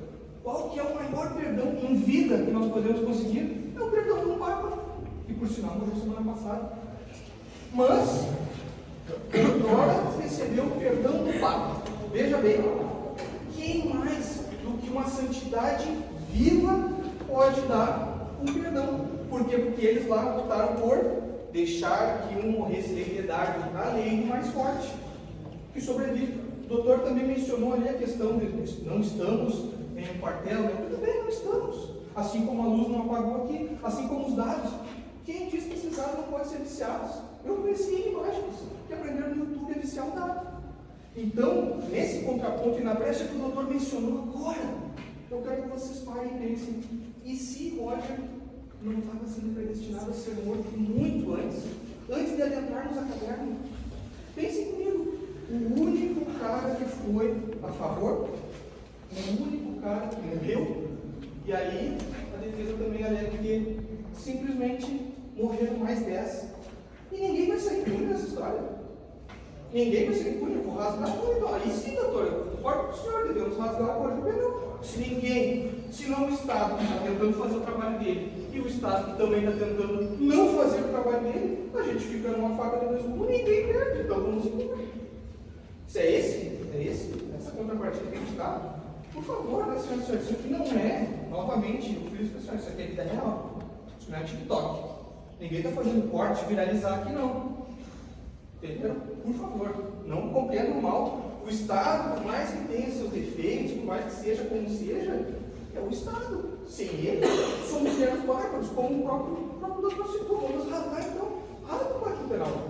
Amanhã, se alguém for esfaqueado, se a mãe das senhoras forem esfaqueadas, se a mãe das senhoras precisar fazer uma cirurgia e não conseguir, quem é que vai dar esse apoio para vocês? Para nós? Quem vai dar? O Estado? Não, vocês vão para onde? Fronteira do México. Então, vamos lá fazer uma cirurgia clandestina e voltar com o teto. Pelo amor de Deus. Senhoras e senhores, são 10 anos. São 10 anos advogando nessa casa. E daqui, em hipótese alguma, a gente foi empurrar goela abaixo coisa para jurado. Não, porque a gente tem os fatos. O fato é que existiu um crime, existe a tipificação desse crime e existe uma pena. Agora, os senhores têm total liberdade de escolher, por óbvio. Mas aí as senhoras vão falar, doutor, que mal soube se portar. Chamou as senhoras de doutores, de senhores, o que é isso? Jogou lixo aos pés das senhoras. Pelo amor de Deus, antes de finalizar, vamos lá. Vou concluir, doutor, só um minuto, por gentileza. O estado de necessidade, né? A doutora Leopoldo não existiu, ou que existiu, mas o estado de necessidade serve para muitos também. Agora, o pobre do Roger, a mãe dele que chora, está pensando que meu filho é um herói. Ela é morto, não ajuda em nada. Os 300 estão aí. Todo mundo sabe, fizeram, ganharam tudo e acabou como o Xerxes matou todo mundo. Boa noite. Então, findado a réplica da acusação, eu convido os alunos da defesa, a aluna Emily e o aluno Milton Rafael, que tem um regimental de 10 minutos, 5 minutos para cada um. Questiono quem dá isso. Vou dar o início, então. Aí, quando tiverem faltando um minuto. Boa noite novamente, as novas caras. E como trouxe a acusação, nós estamos falando de filho. Estamos falando de um contrato que aconteceu lá dentro, naquele local que a gente desconhece por completo. Nós não estamos falando em contrato da internet. Nós não estamos tratando de contrato do nosso dia a dia. Nós estamos falando de vida. Um contrato que foi realizado no estado natural, de forma verbal, que foi a única salvação daqueles 4 sobreviventes. Foi esse de contrato. Não na internet, mas foi esse contrato. Como eu disse anteriormente, se esses 4 réus forem condenados, a morte de Roger foi em vão. Sem sombra de dúvida. Foi em vão. Cadê o nosso senso de justiça? O que é fazer justiça? Onde que nós não temos no nosso ordenamento jurídico um caso semelhante? Nós não temos jurisprudência neste caso. A morte de Roger foi em vão. Se vocês, jurados, condenarem, foi feita justiça. Como a acusação trouxe, do que valeu o Estado aportar milhões, aportar um possível salvamento que não ocorreu, houve mais 10 vítimas, e essas 10 vítimas não estão trazendo à tona. Quem é que vai ser o culpado por essas 10 vítimas? Vamos averiguar isso aí. E essas pessoas que também morreram, foi em vão? Vamos condenar esses 4 acusados? Bom, gente, como a própria acusação aqui trouxe, se a gente mutilar uma parte do corpo, comendo parte do braço, obrigado pelas palavras, comendo parte de uma orelha, de um amigo que foi explorar uma caverna lá dentro comigo, isso aí não é estado de necessidade? Isso não é estado de necessidade? Bom, convenhamos. A defesa, ela compactua que a vida é o nosso maior objeto, nosso maior bem jurídico tutelado.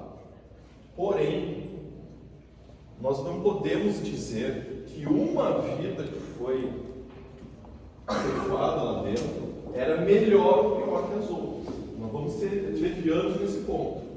Mas serviu de alimento, serviu de sustento para essas outras 4 vítimas. Então nós estamos fazendo um contraponto de uma vítima para 4. O que eu quero dizer com isso? Quem é que deu segurança e disse assim: vocês serão resgatados daqui a 9 dias? Ninguém disse. Ninguém sabia daqueles 4 lá dentro quando iam ser resgatados. Ninguém sabia. Nós temos um caso típico que aconteceu no Chile, que 33 mineiros estavam soterrados lá dentro. O que foi feito? Uma sonda paralela até o buraco, acharam os sobreviventes e foi enviado comida e água. Por que não foi feito aqui? Porque a caverna era calcária. Perfeito. A única pessoa que deu esperança para aquele grupo que estava lá dentro, talvez fosse aquela pessoa mais forte, mais psicologicamente preparada lá dentro naquele momento. Por quê? Porque foi a única pessoa que operou o rádio. Foi ele. Não foi nenhum dos outros colegas, foi ele que operou o rádio. Então ele, possivelmente, estava em melhor sã consciência ali dentro e perguntou: quanto tempo mais a gente pode aguentar aqui dentro se a gente comer uma carne humana? Ele perguntou. E a gente não tem relatos que foi mediante tortura, que foi mediante pressão psicológica, não. Foi espontaneidade. Foi espontaneidade. Isso aí a defesa caracterizou muito bem. E o que aconteceu? A gente não pode dizer que o Roger ele foi morto por um simples jogo de dados. Estudando esse caso a fundo, que a defesa se desbruçou há muito tempo aí, a gente chegamos à conclusão, nós averiguamos isso aí, que não existe manipulação de jogo. Até então, porque eles foram para explorar uma caverna, eles não iam levar dados manipulados ali dentro, sem sequer dizer que os dados eram do próprio Roger. Então, se alguém tivesse manipulando os dados, seria o próprio Roger. Então, assim, essa tese de acusação totalmente inverídica, certo? Outro detalhe importantíssimo: Só conclua. Nesse caso em específico, excelentíssimo, se houve alguma vítima, são os 5 réus ali. Nós temos o Roger morto, que ele foi vítima da própria sorte. Quando os dados foram jogados por ele se omitiu. Não vou jogar. Alguém jogou aquele dado por ele. O que aconteceu? Poderia ter dado aqui, como vocês têm cada um dado em mãos, poderia ter dado qualquer um, mas deu no dele. Gente, deu no dele. Ninguém premeditou nada. O Roger foi vítima da própria sorte. E se não vocês concordarem com a defesa, a morte dele não foi em vão. É isso aí. Por aí, para finalizar a defesa, então. Ilustres jurados, excelências, estamos aqui para não seguir a letra da lei. A letra da lei sem humanidade, como meu amigo falou. Porque se fosse para decidir se eles iam pagar uma vida, foi uma vida só,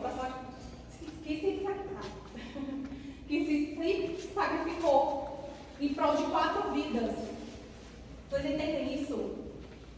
Temos 4 vidas aqui, estão vivos. E eles são humanos, assim como eu, como vocês, mulheres. Eles estão vivos. Teve que se sacrificar. Mas, como a acusação alega, a forma natural, imagina eles tiverem que ficar presos. Até quando? Quando que havia um socorro? Quando eles iam morrer? De qualquer forma. Iam esperar a morte. Então, Roger se sacrificou. E está aqui, os 4 vivos. Estão contando essa história. Eles são heróis. São heróis. E não foi uma morte, como a acusação alega. Não foi uma morte fria, uma morte rígida, não foi. Foi uma morte que custou muito caro. Não é fácil, como eu relatei, matar uma pessoa. Não é fácil. Não foi fácil para ninguém.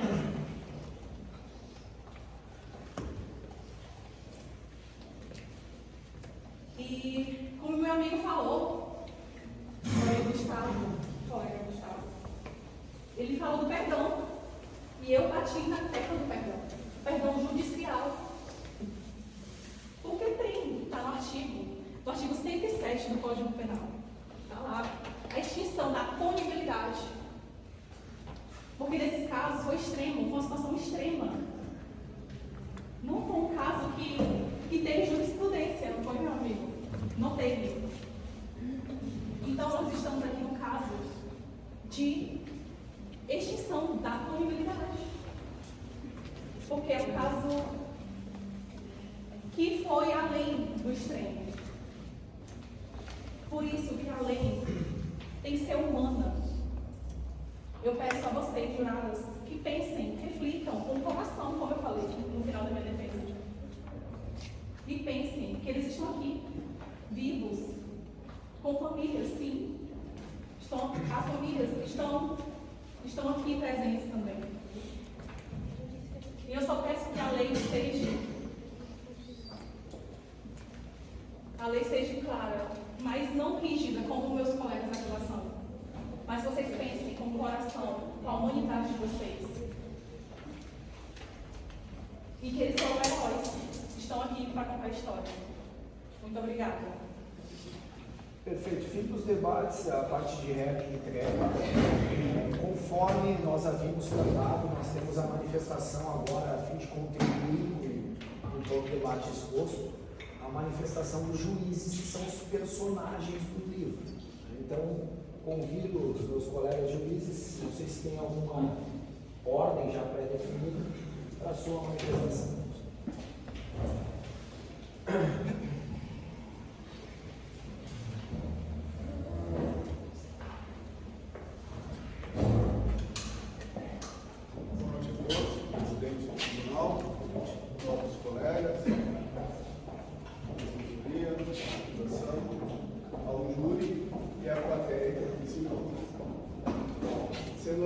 apresento aqui a decisão do voto do juiz Turevê, onde o juiz ele tem como função representar o Estado, tomar decisões previstas em nossa Constituição, no Código Penal, onde foi abordado aqui argumentações por parte da promotoria, por parte da defensoria, em prol desses réus, dos acusados.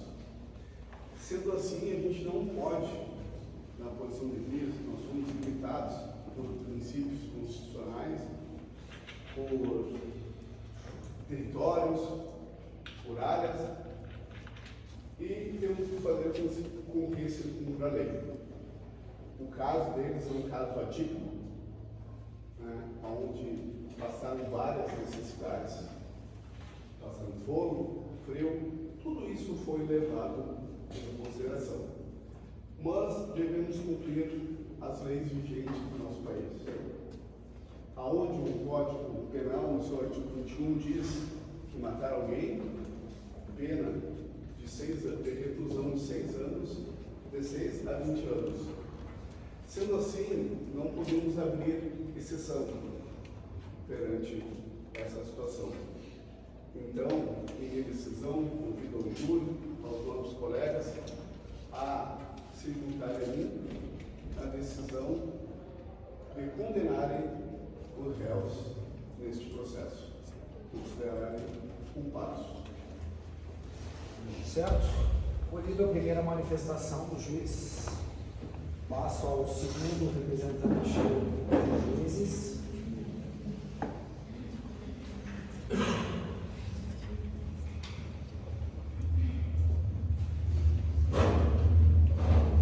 Primeiramente, vou cumprimentar a todos presentes nesse júri. Boa noite a todos. Sou o juiz Foster e darei início à minha sentença. O direito positivo do qual está sendo aplicado no caso desses réus, ele só existe tendo em vista o homem ter a capacidade racional de poder criar leis para o convívio em sociedade. Mas, no entanto, esses jovens se encontravam distantes de estarem convivendo em sociedade. Eles se encontravam isolados, presos em um local sem a luz do dia, com poucos alimentos e sem água. A incapacidade do Estado em garantir a segurança e integridade física deles demonstra o quão limitado é o direito positivo e que a força da natureza prevalece acima de qualquer situação. Nem o Estado, detentor de máxima autoridade e recursos, foi capaz de garantir a segurança. Isso demonstra, de forma inequívoca, que o direito natural prevalece sobre situações extremas. A escassez de recursos os forçou a agir de forma primitiva, como os nossos antepassados agiam para sobreviver. O instinto do ser humano para a sobrevivência prevalece acima de qualquer norma escrita. Ninguém pode prever as reações de um ser humano que se encontra diante de situações não premeditadas. Poderiam até prever intercorrências, mas jamais poderiam prever que ficariam presos, privados da luz do dia, sem alimentos e sem água.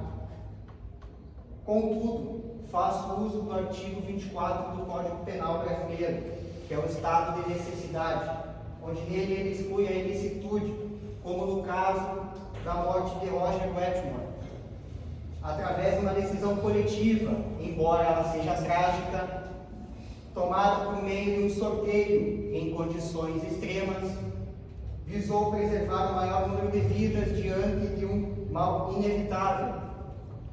Farei agora a leitura do artigo 24 do Código Penal, que é o estado de necessidade. Considera-se em estado de necessidade quem pratica o fato para salvar o perigo atual, quem não provocou por sua vontade, direito próprio ou alheio, cujo sacrifício nas circunstâncias não era razoável exigir-se.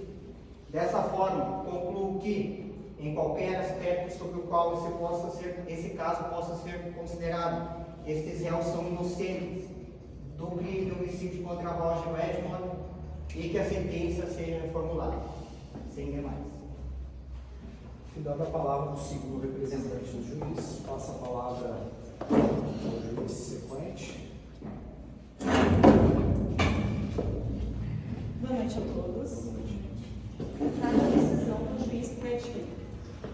Como juiz, esse caso traz uma grande dúvida entre seguir a lei, como ela está escrita, ou considerar a situação extrema em que os réus estavam. A morte de Roger foi causada de forma planejada pelos outros exploradores, e pela lei isso é considerado um homicídio. Mas os argumentos usados para tentar justificar o que aconteceu como um acordo feito entre eles ou a necessidade de sobrevivência me deixaram em dúvida. Por um lado, seguir a lei de forma rígida parece ignorar o sofrimento dessas pessoas. Por outro, aceitar esse tipo de exceção pode trazer riscos para o futuro, pois outras situações parecidas poderiam querer usar essa mesma justificativa. Pensei muito sobre a questão, mas cada ponto me levou a mais incertezas. Diante disso, percebo que não tenho segurança suficiente para decidir esse caso de forma justa. Por esse motivo, com todo o respeito que essa função exige, escolho não votar nesse julgamento. Perfeito. Dando sequência, então, mais uma manifestação. Juiz. Boa noite a todos. Apresento um pedido do juiz. Assim como todos aqui hoje, também sou humano. E, primeiramente, faço uma observação como cidadão particular, registrando meu entendimento que os réus já sofreram o suficiente para pagar por qualquer ofensa que possam ter cometido. Porém, é irrelevante, pois um juiz não julga se baseando em noções de moralidade, mas sim o direito desse país. Destaco que a única questão aqui hoje deve ser decidida por estes réus se a ação deles foi efetiva e voluntariamente. A precisa relação é a seguinte, que trata do Código Penal deste condado. Abre aspas. Aquele que voluntariamente tirar a vida de outrem será punido pela morte. Portanto, pergunto-lhes de onde surgem todas essas dificuldades. Finalizo minha decisão em nome da lei e concluo que a condenação destes réus deve ser mantida, tendo em vista que, se exceções forem criadas, futuramente serão um problema. Obrigada.